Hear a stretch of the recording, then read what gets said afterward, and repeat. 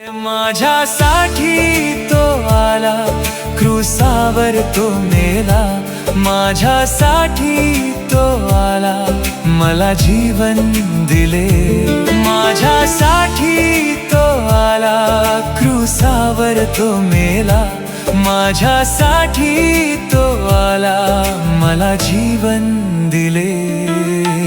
येशू माझ्यासाठी मेला, येशू माझ्यासाठी मेला. येशू माझा तारणारा, येशू माझा तारणारा. येशू माझ्यासाठी मेला.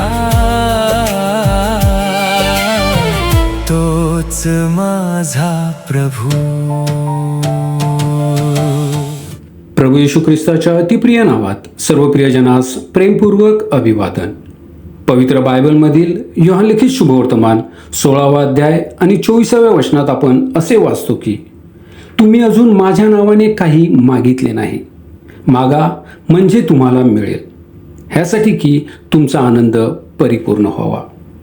प्रत्येक मनुष्याची अशी अपेक्षा असते की त्याचे जीवन नेहमी सर्व प्रकारे सुख, समाधान व आनंदाने भरलेले असावे.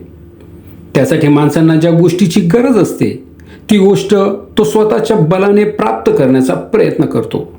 मात्र ती शक्य झाले नाही तर तो इतरांकडे मागून ती मिळवण्याचा प्रयत्न करतो. माणसाच्या सर्वात मोठ्या गरजेत 3 गोष्टीचा समावेश होतो: आरोग्य, मनशांती व पापक्षमा. आरोग्यासाठी तो डॉक्टरकडे जातो, मनशांतीसाठी मानसशास्त्र तज्ज्ञाकडे जातो.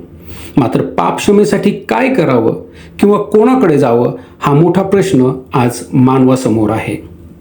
कारण दानधर्म करून व धार्मिक स्थळांना भेटी देऊनही पापक्षमेचा अनुभव मिळत नाही. धार्मिक कार्याने व स्वतःच्या प्रयत्नाने पापक्षमा मिळत नाही, म्हणून आज मनुष्य अस्वस्थ आहे. मनुष्याला त्याच्या पापाची क्षमा मिळावी म्हणून परमेश्वराने त्याच्या प्रियपुत्राला म्हणजेच प्रभू येशू ख्रिस्ताला आपल्या पापाबद्दल वधस्तंभावर अर्पण केले.